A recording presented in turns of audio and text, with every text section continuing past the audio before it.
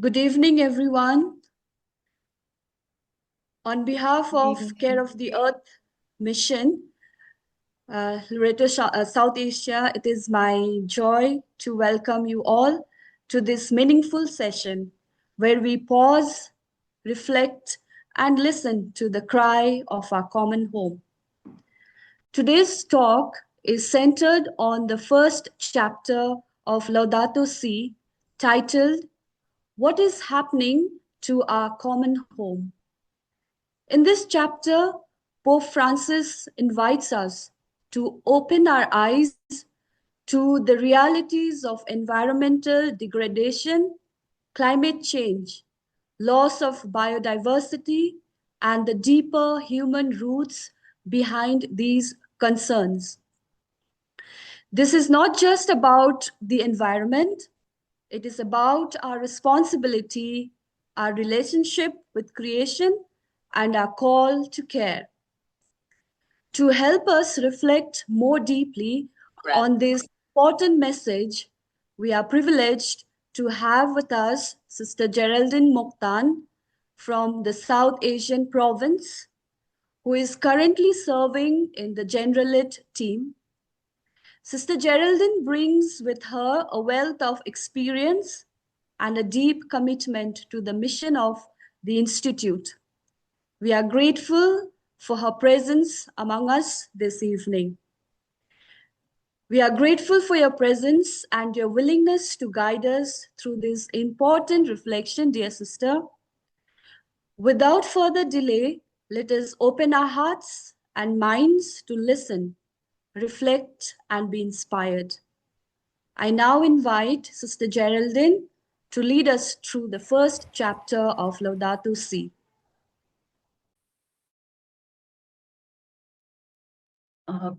Good evening to all. I am privileged to be invited. I think I really feel humbled when Mabel asked me to come and share about Laudato Si and share on the first chapter. I'm just going to talk about the chapter. And before we do that, we shall begin with this prayer song. And I also would like to thank each one of you for coming and giving your time. I know it's Saturday evening for you, and I am aware that as we are sharing on this chapter, there are parts in India at the moment facing cyclones in Calcutta and other parts which is also linked to this global change, the climate change.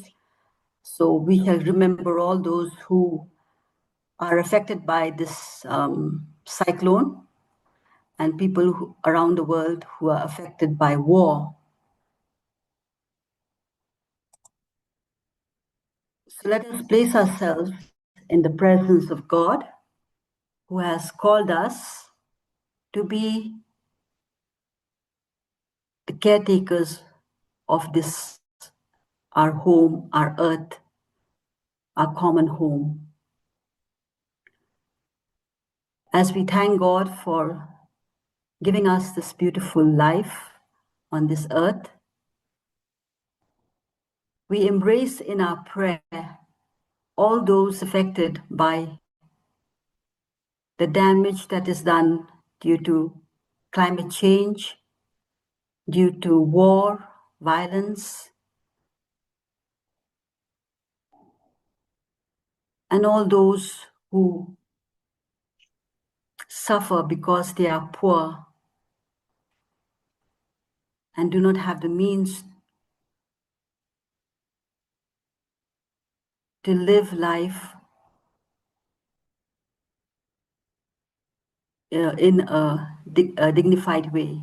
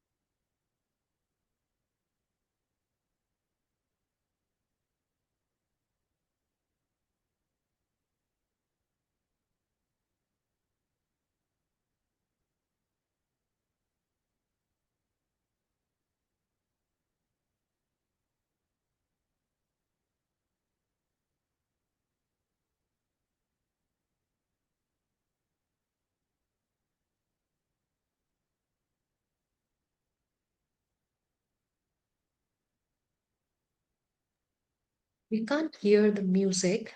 Maybe is it only I or others too?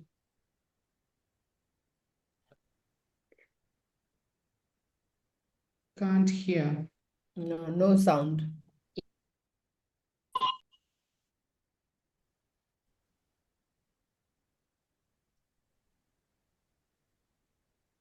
Yes, we can't hear.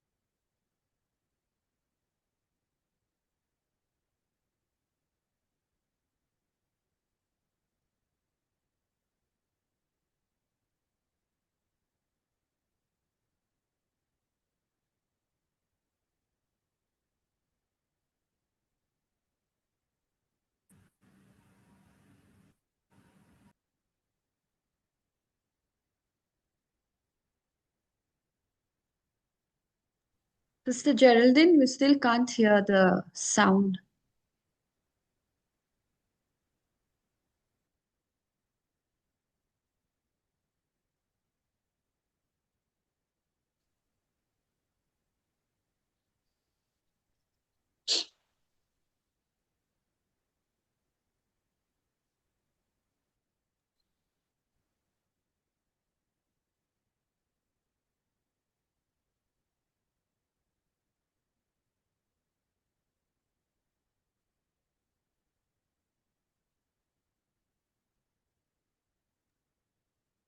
I think no problem, sister. Oh, we look at the pictures itself speaks, I guess. It's beautiful.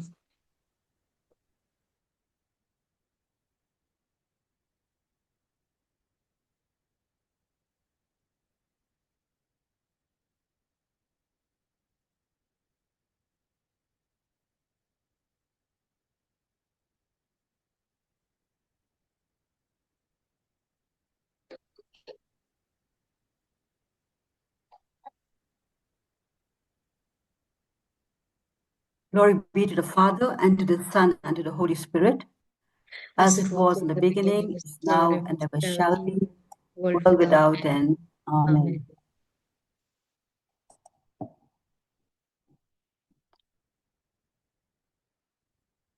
Okay, so I don't know, I think some of you could not hear it, the song, but it's just a song, but the words were, the pictures could speak a lot. Okay.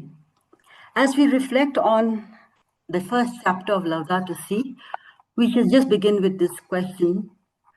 What kind of world do we want to leave to those who come after us, to children who are growing up? This question is at the heart of Laudato Si.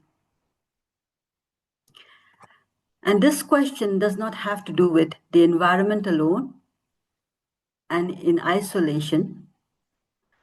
The issue cannot be approached like a piecemeal.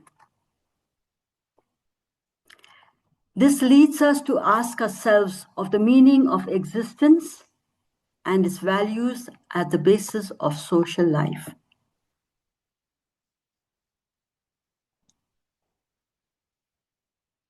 What is the purpose of our life in this world? What is the goal of our work and all our efforts?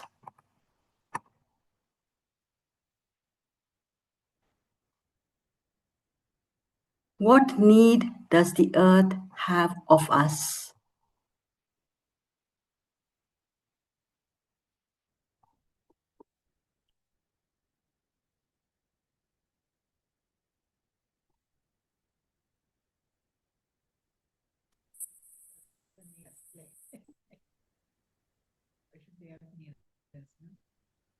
So these are the questions that could echo within us, or we could reflect on as we go on.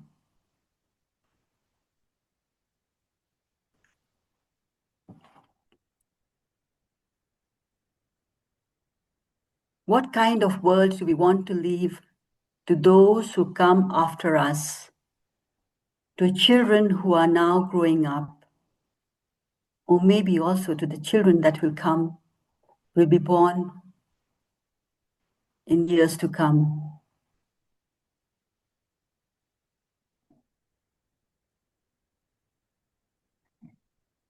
So this publication of the encyclical occurred before the UN Conference on Climate Change that was held in Paris in 2015. Laudato Si, the encyclical has completed 10 years. So it's not something new. All of us know about it, have read it. And I've been asked to just go through this chapter 1, reflect on it. And in this encyclical, Pope Francis made it clear that the root cause of poverty must be confronted and no one should be marginalized. It was that same line of thinking that led the United Nations to adopt the objectives for sustainable development and to raise questions about economic and general inequality and the unsustainability of our present mode of life.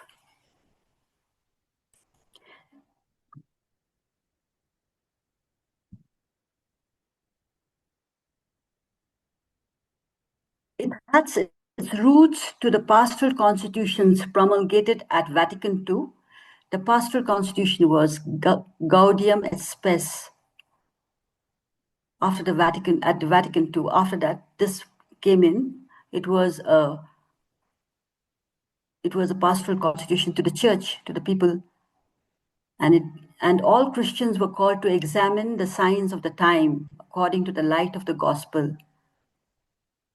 And looking through the lens of the gospel, we were called to review the world, to analyze, to appreciate, to establish some goals and principles, foundation, engaging the world in which we live.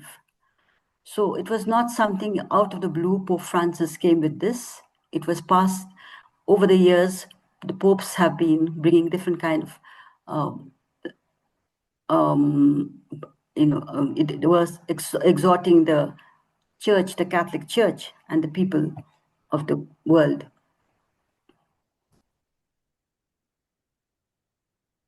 There are 7 parts to the encyclical, an introduction and 6 chapters. It is not a very long document, even though it has 246 numbers. There are short numbers in each. Short paragraphs in each numbers. And this encyclical concludes with 2 prayers, a prayer for the earth and a prayer in union with creation.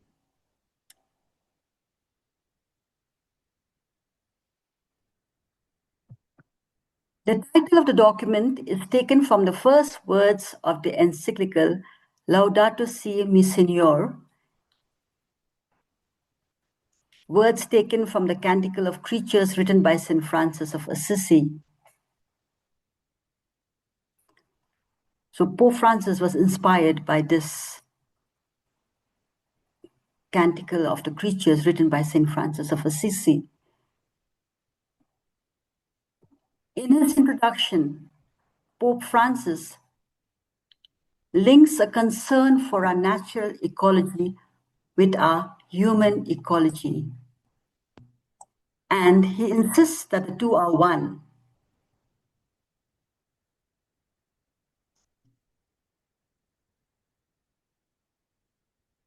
He gives several key problems, including pollution and climate change, the issue of water, the loss of biodiversity, the decline in the quality of human life, and the breakdown of social and global inequality. And then he says, which in turn are given a weak human response.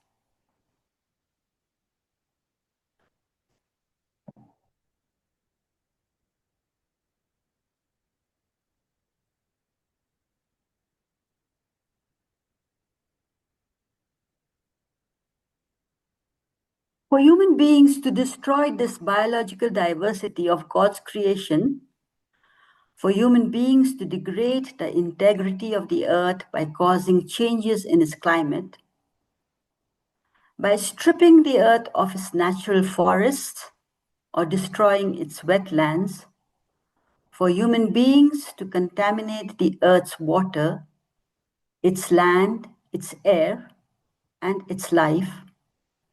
He says these are sins.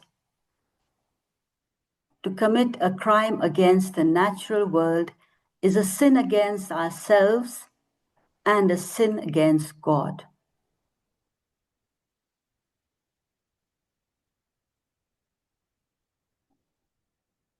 We could reflect on am I helping or am I helping the earth to recover, or am I making it worse? Am I committing this crime? Am I committing this sin? Or how do I commit to this crime or add on to this sin? Each one of us can reflect on that for ourselves. The problem out there is problem within us.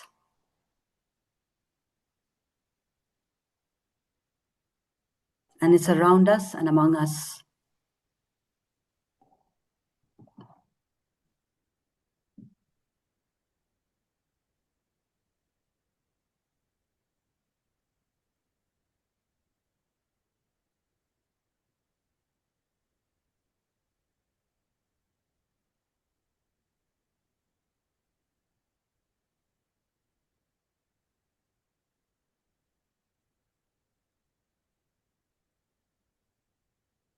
Now, the chapter presents scientific findings on the environment as a way of listening to the cry of creation.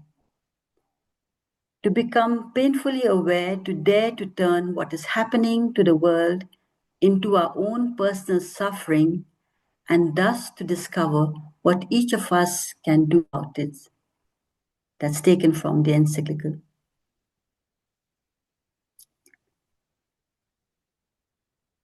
The chapter deals with several aspects of present ecological crisis, and it develops the following themes. So the chapter presents these themes: pollution, waste, and a throwaway culture. Pollution affects the daily life of people with serious consequences, and we have seen it. We see it in our country, we see it in the world, we see it in the place that we are in, maybe missioned. We see it in our own rooms. We see it happening in our schools or in our workplaces. Climate as a common good. The second one, climate as a common good. The third, the issue of water. The loss of biodiversity and decline in the quality of human life and the breakdown of society.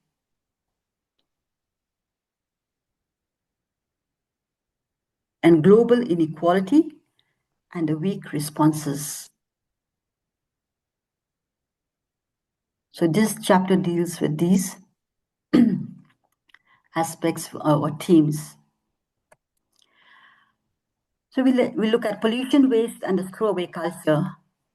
It says, pollution affects the daily life of people with serious consequence to their health, so much so that it causes millions of premature deaths. While the earth, our home, is beginning to look more and more like an immense pile of filth.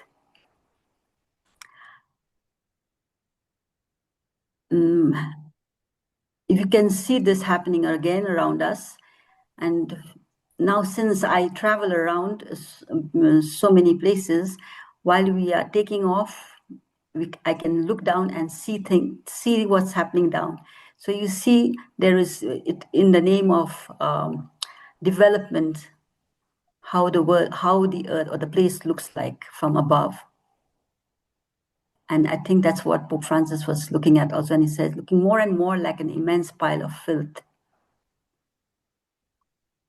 At the root of this situation, we find a throwaway culture.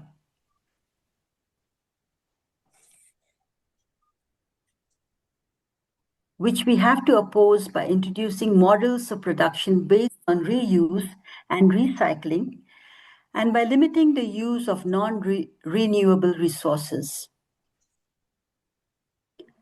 And he says, unfortunately, only limited progress has been made in this regard.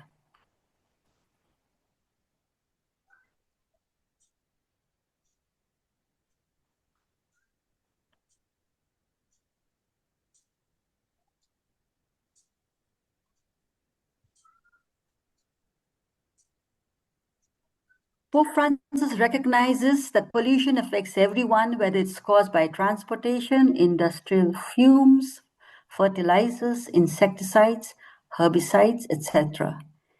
He says account must be taken of the pollution produced by residue, including dangerous waste present in different areas. At the moment, I am in Kenya, and I look at, there are beautiful places here, lovely, beautiful green, and then you see places that are very, very poor, very, very poor. So, and the poor are the ones who really, you can really see that, and our country is the same. And who is being affected by this? It's the poor. All that, the waste that is there is actually is dangerous for us all, and especially the poor.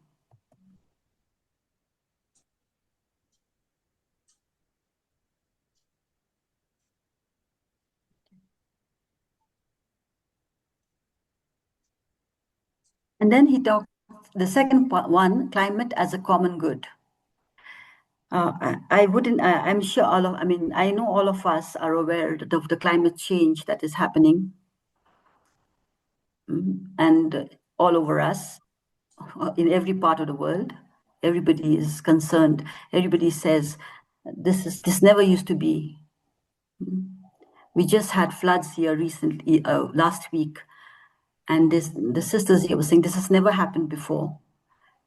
And one of our schools was totally flooded, which never happened before. So people are building, and then as people build, in the name of development, the places are being destroyed.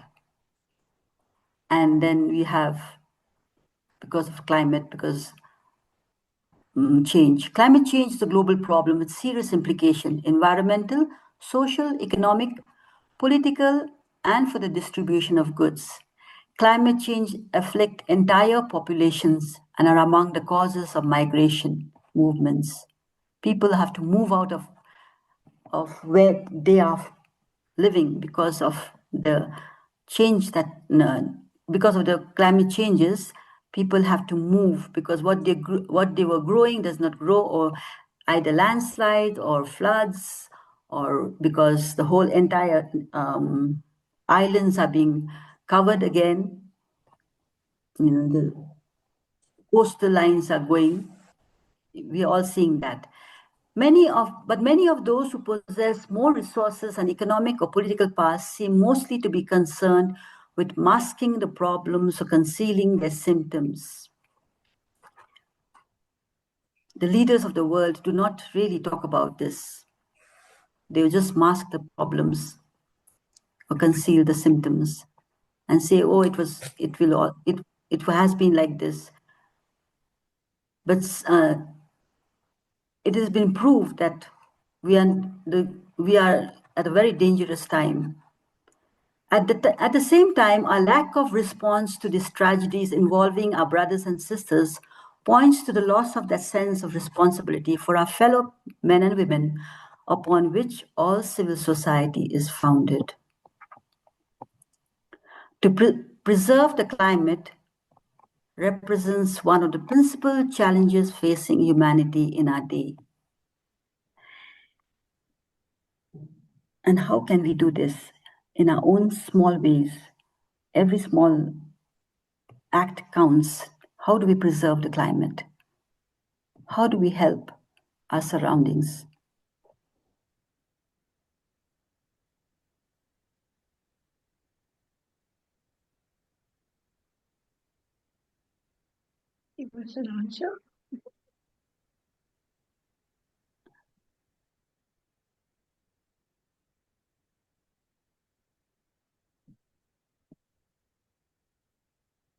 In regard to climate change, he says in the encyclical, humanity is called to recognize the need for a change of lifestyle, production, and consumption in order to combat this warming, or at least the human causes which produce or aggravate it. Global warming has grave implications, be it environmental, social, economic, political, or related to the distribution of goods. I am aware of how the Laudato Si movement and I think the JPIC are doing a lot regarding, helping or bringing awareness, or, there are, I see it in the WhatsApp messages from our province. So at least we are trying, and maybe we need to try more.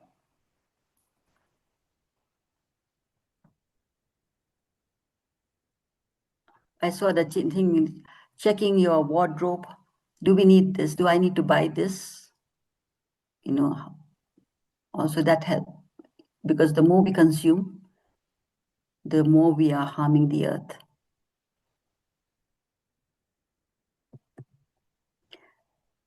Water, the issue of water.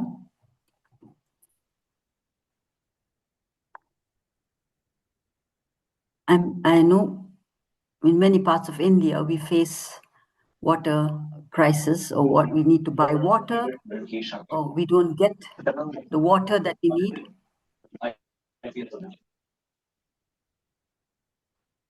Entire populations, and especially children, get sick and die because of contaminated water. While aquifers continue to be polluted by discharges from factories and cities. The Pope clearly states that access to safe drinkable water is a basic and universal human right, since it is essential to human survival, and as such is a condition for the exercise of other human rights. It's a universal human right to get drinkable water, safe drinkable water. And yet there are many parts of our world that do not have access to safe drinkable water.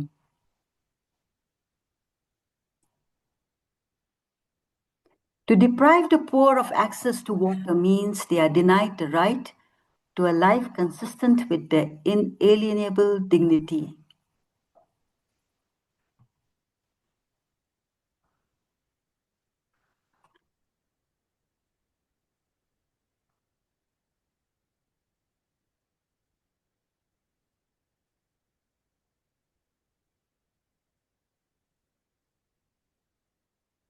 Four billion people, almost two-thirds of the world's population, experience severe water scarcity for at least 1 month each year.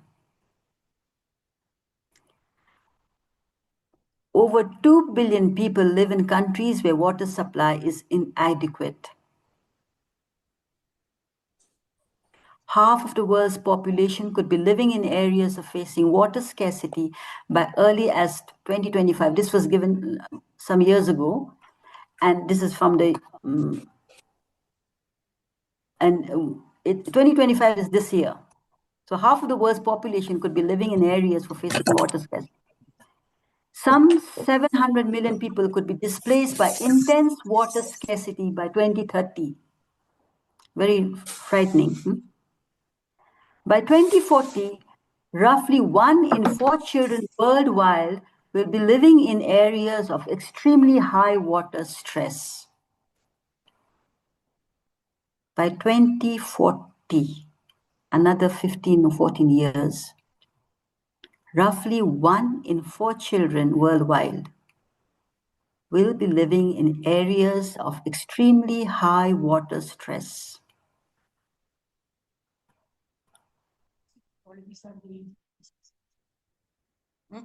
Ecologies are giving this. College.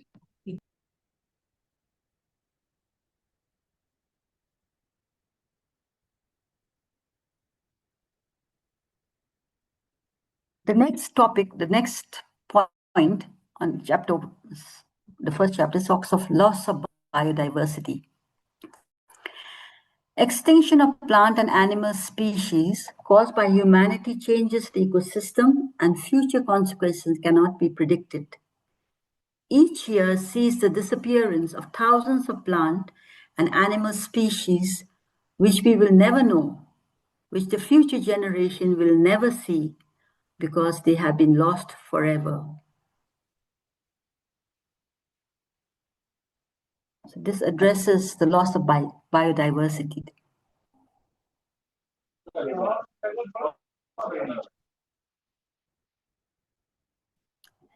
The diverse species are not just exploitable resource. They have a value in and of themselves which is not in function of human beings. All creatures are connected. For all of us as living creatures are dependent on one another. So we are dependent on one another.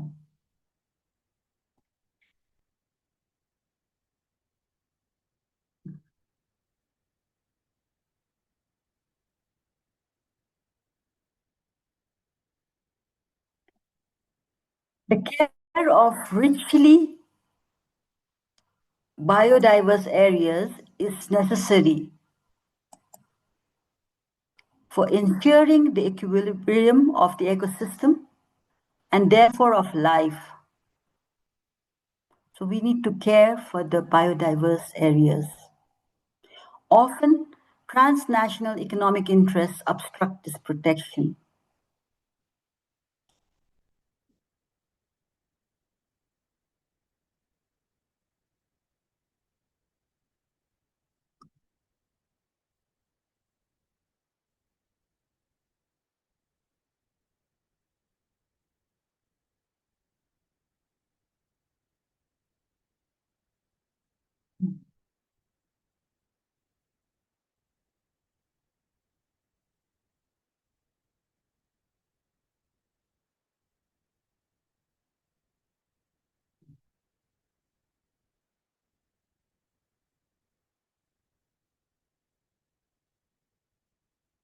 There are 4 main biodiversity hotspots in India: the Himalayas, the Western Ghats, the Sundarland, the Indo-Burma region. Since we are in India, so I'm looking at the hotspots of biodiversity hotspots, which is facing environmental issue. India is facing a host of environmental issues.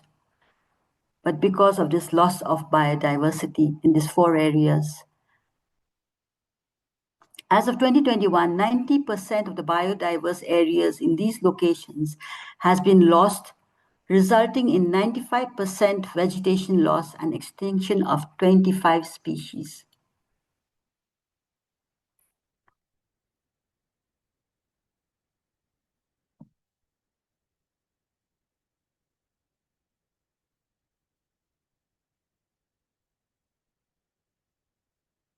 So how can we even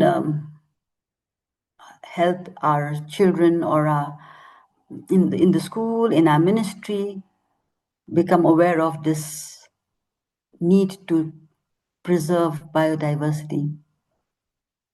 How do we do it in our own areas?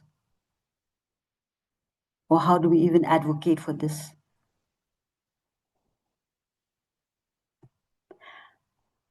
The biodiversity loss is occurring at an alarming rate, with recent estimates showing that species extinctions are currently 10 to 100 times higher than the natural baseline. This is largely due to human activities like deforestation, habitat fragmentation, and climate change. This loss threatens essential ecosystem services, including pollination, soil fertility, and water purification, with direct consequences for human health. This according to WHO. For example, the degradation of wetlands, which filter fresh water, has led to 35% decline in global wetland coverage since 1970. That was many years ago. But this is why we have more new kinds of sicknesses, allergies come,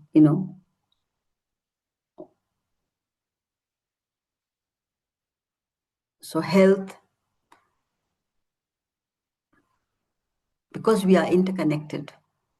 And if we don't preserve this biodiversity, we will also become extinct very soon.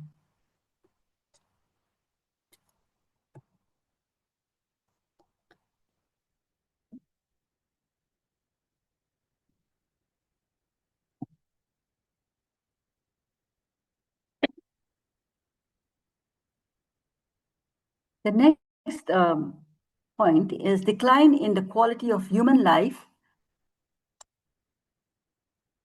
and the breakdown of society. The current model of development adversely affects the quality of life of most of humanity, showing that the growth of the past 2 centuries has not always led to an integral development. That's what the chapter says. Many cities are huge, inefficient structures, excessively wasteful of energy and water, becoming unlivable from a health point of view, while contact with nature is limited, except for areas reserved for a privileged few. So you see in the cities, this is happening all over, in every part of the world. The cities are growing like anything. Structures are coming up. There'll be advertisements about place, land where you can settle with your family, have the comforts of everything. And there are oases built in the cities, but then who suffers are the poor.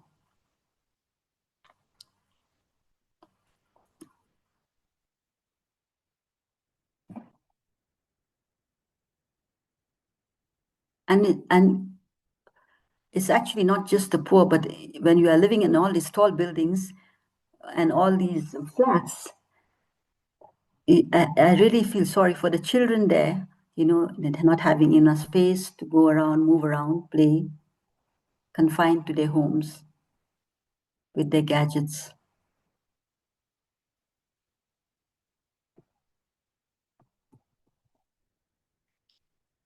And that's how the breakdown of society happens. We are not meant to be inundated with cement, asphalt, glass, and metal, and deprived of physical contact with nature, he says, Pope Francis. The unruly growth of cities, social exclusion, drug trafficking, and violence, the breakdown of society, excessive and wasteful use of energy, both visual and noise pollution, and a throwaway culture are signs that growth in the past 2 centuries has not always led to an overall improvement in the quality of life.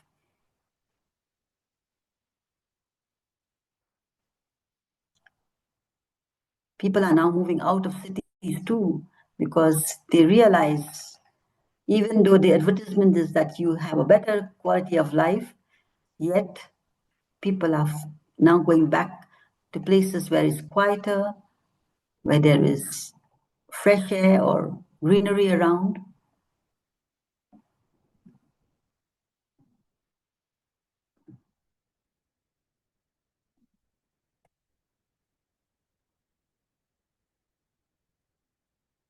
And then we come to global inequality. The deterioration of the environment and of society affect the most vulnerable people on the planet. The greater parts of world population in international economic, political debates, they are considered merely as collateral damage. Instead, a true ecological approach always becomes a social approach, so as to hear both the cry of the earth and the cry of the poor. You see that beautiful building up there, and then beside it is that the inequality.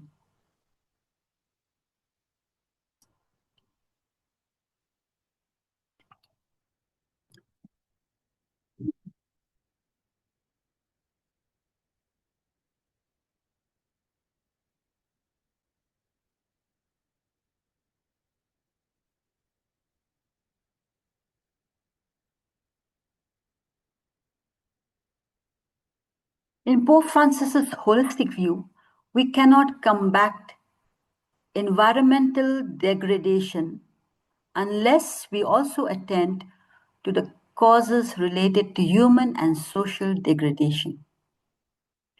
For the Pope, the human environment and natural environment deteriorate or thrive together.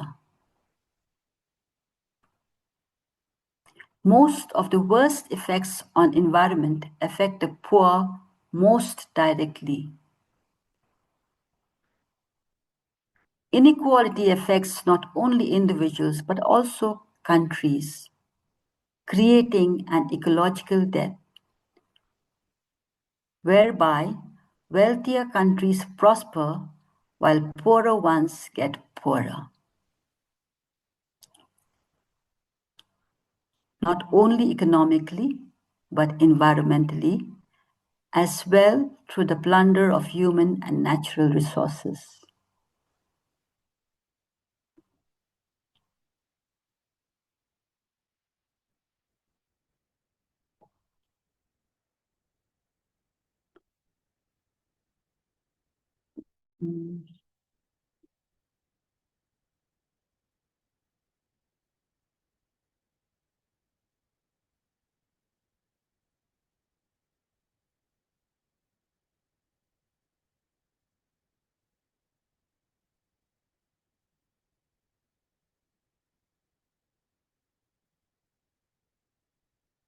We see in countries where it's developing, we see a lot of vehicles that have come, new vehicles, but sometimes these vehicles are the second-hand vehicles that have come to the poorer countries, or even the flights, the flights that come, it's the second hand. So actually, the poorer countries get things that are, the ones that are already being used.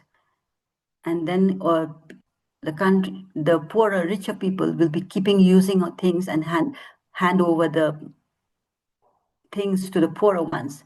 It could be countries, it could be myself. I could have something new and then I give the one that I use to a poorer person, So the poorer one always gets something that is not worth giving.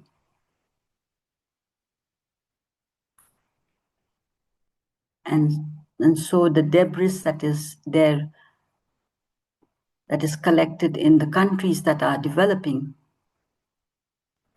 is environmentally not good for them.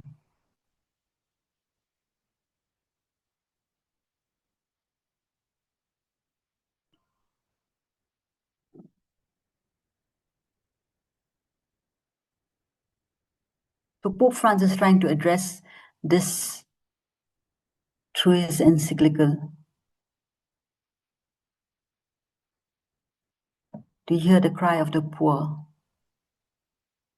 The cry of the earth is the cry of the poor. You see this. One is from, aerial view. There is the place where is development we see is happening, but at the same time, there are the poor around there. Who would be the ones who actually would be building all these things?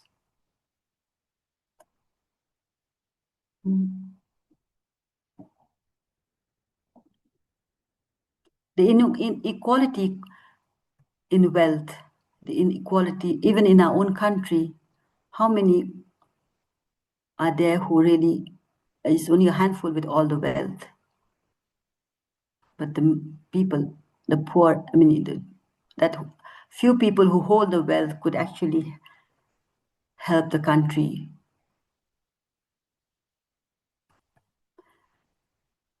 Then Pope Francis goes to talk about our responses. Aware of major differences over these issues, Pope Francis showed himself to be deeply affected by the weak responses in the face of the tragedies of many people and population. Even though there is no lack of positive examples, there is complacency and a cheerful recklessness, he says. Culture and adequate leadership are lacking, as well as willingness to change lifestyle, production, and consumption.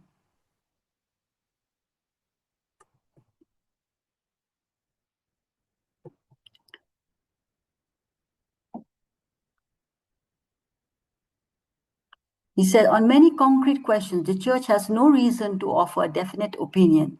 She knows that honest debate must be encouraged among experts while respecting divergent views. We need only to take a frank look at the facts to see that our common home is falling into serious repair, beyond repair. There are regions now at high risk.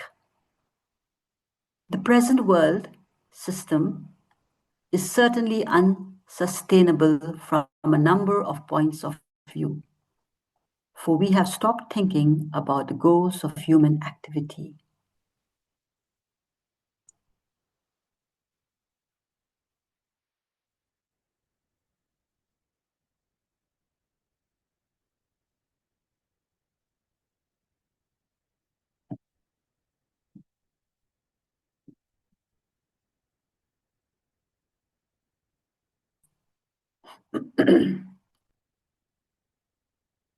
However, on a positive note, Pope Francis acknowledges various improvements in rivers polluted for decades that have been cleaned up, landscapes beautified, beautiful buildings built, the use of more non-polluting energies and more efficient transportation, etc. He says these are a sign that men and women are capable of intervening with a positive response. Yet he acknowledges the efforts that are being put there by people, by groups, by countries. And he says these are a sign that men and women are capable.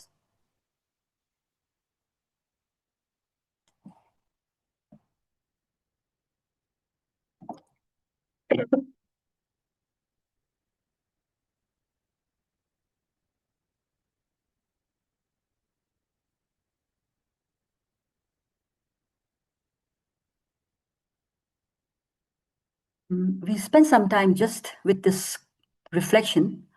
What struck you as reflections, thoughts, comments?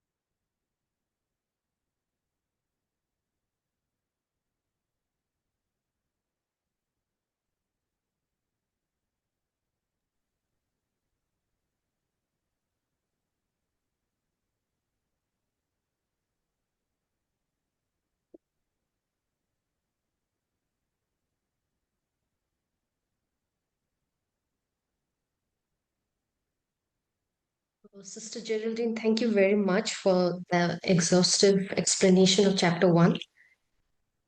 And what struck me at the beginning of your presentation was this very question: what need does the earth have of us?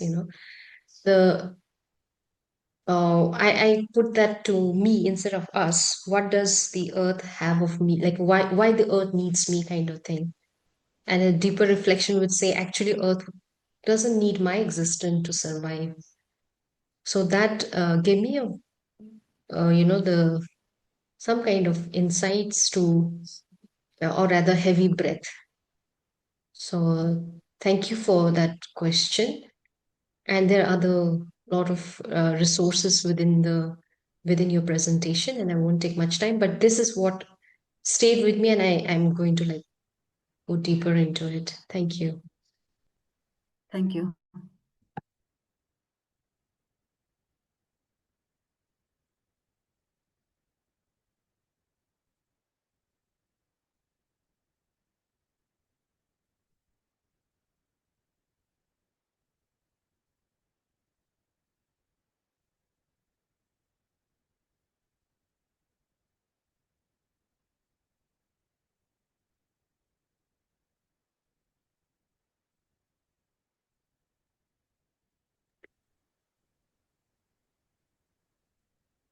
Sisters and dear friends, if you have any questions, reflections, or insights from this session, you are most welcome to share with us.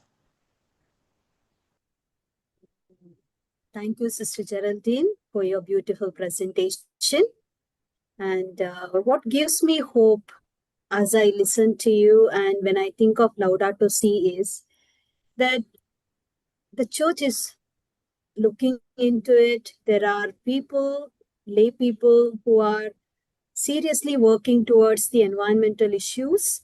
And it's a hope that we as CJs are working on it. We are interested in it. And we want to do something for it. So this is what gives me hope. Thank you. Thank you.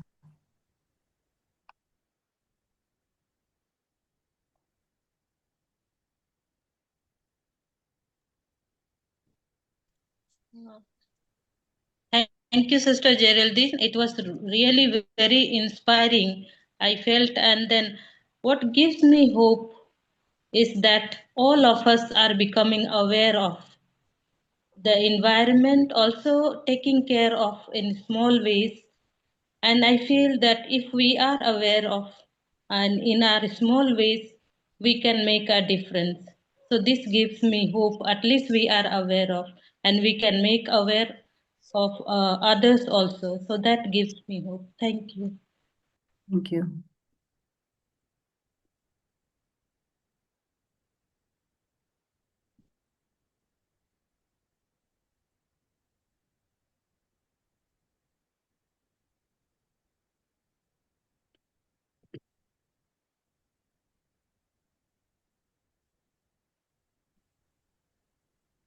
Thank you, Sister Geraldine, for this beautiful session.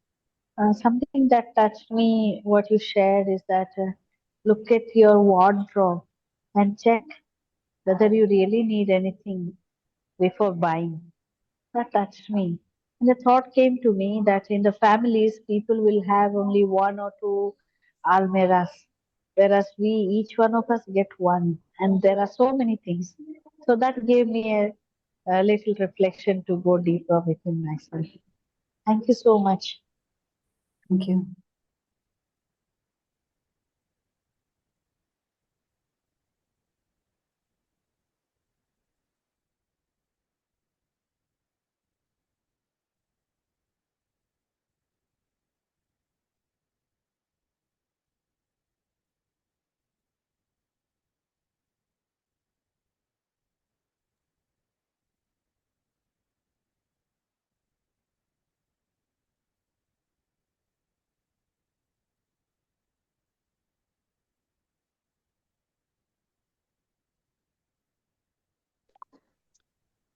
Thank you, Sister Geraldine, for this reflection and reminder once again.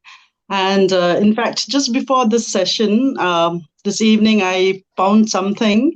I'm in a write-up in detail about how we are all connected.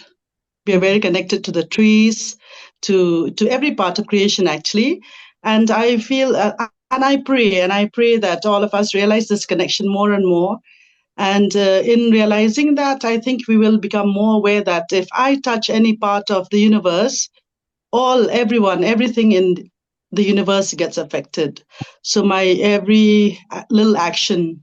So at the same time, having said that, I also have hope that the little actions that I take in trying to take care of the earth, of the universe, and the awareness that as a teacher I try to create among students and all that, of course, it is just a drop in the ocean, really, but that somehow it will kind of pay off, and somehow the universe, will be affected positively in that way.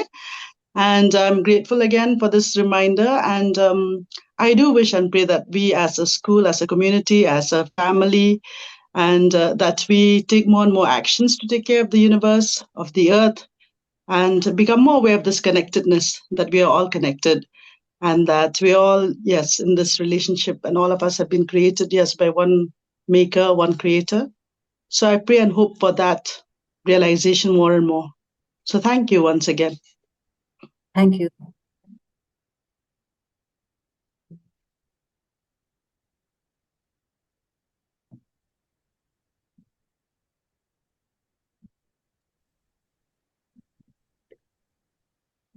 Thank you, Sister Geraldine, for this insightful and thought-provoking sharing. You have helped us see more clearly and feel more deeply the urgent call to care for our common home. Thank you for the challenging questions. They definitely got us thinking. Natural ecology teaches us to care for creation, while human ecology reminds us to care for one another, and both are inseparable. Throwaway culture is when we treat both things and people as disposable, used today and discarded tomorrow. Pollution affects everyone, no one is untouched by it. What we consume, waste, and ignore often impacts the poor the most. The climate is a gift we all share. It is not private property, but a responsibility we hold together. Each one of us has a role to play. This responsibility belongs to all of us. I think it's time we take a closer look at our lifestyle.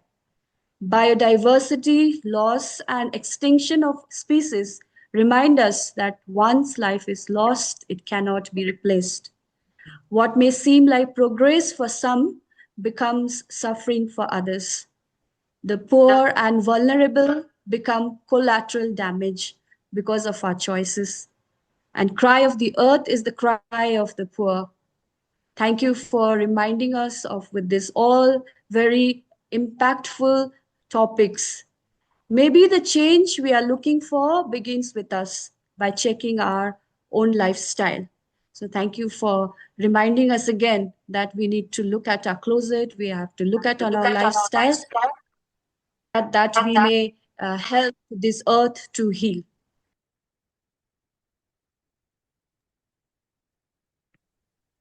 Now, as we come to the close of this enriching session, it's my privilege to invite Anupa to propose the vote of thanks.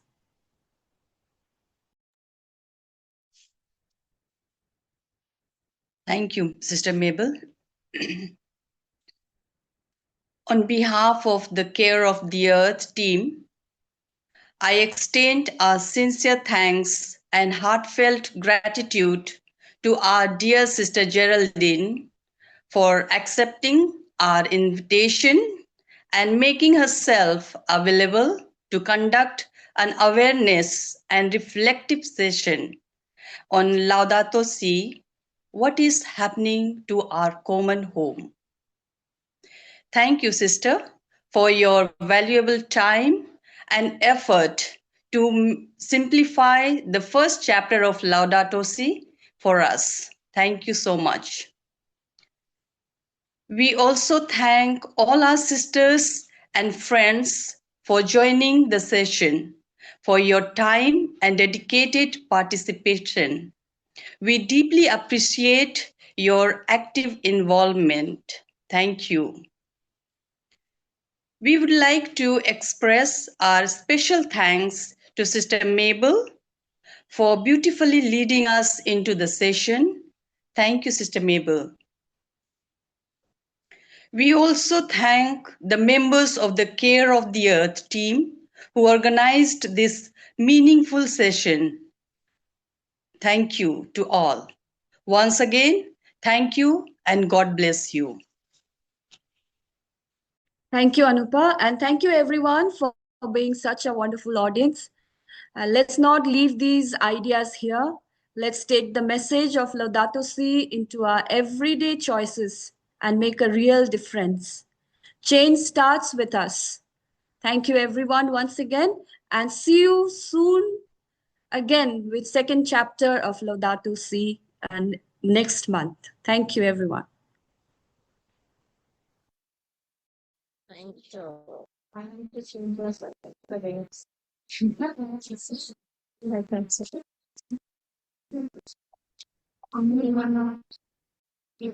Thank you.